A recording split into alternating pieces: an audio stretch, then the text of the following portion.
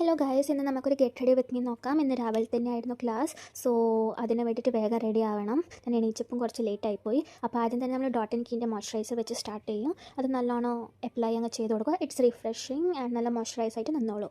പിന്നെ ഉള്ളത് നമ്മൾ അപ്ലൈ ചെയ്യുന്ന ഡോട്ട് ആൻഡ് കീൻ്റെ ഒരു ടിൻറ്റഡ് സൺസ്ക്രീമാണ്. അത് കുറച്ച് ഡോട്ട്സ് എടുത്തിട്ട് ഇതിൻ്റെ രണ്ടാമത്തെ ബോട്ടിൽ. It's so good.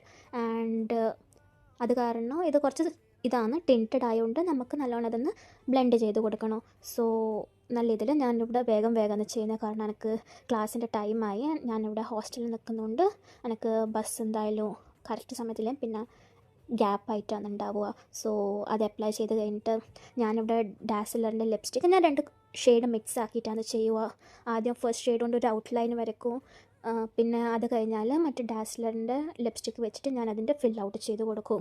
അത് കഴിഞ്ഞിട്ടൊന്ന് നല്ലോണം ഒരിത് കൊടുത്താൽ പിന്നെ ഞാൻ യൂസ് ചെയ്യുന്നത് ഒരു മേക്കപ്പ് ഫിക്സറാണ് ഇൻസൈറ്റിൻ്റെത്. ഇത് നല്ലതാട്ടോ, ശരിക്കും നല്ലതാണ്.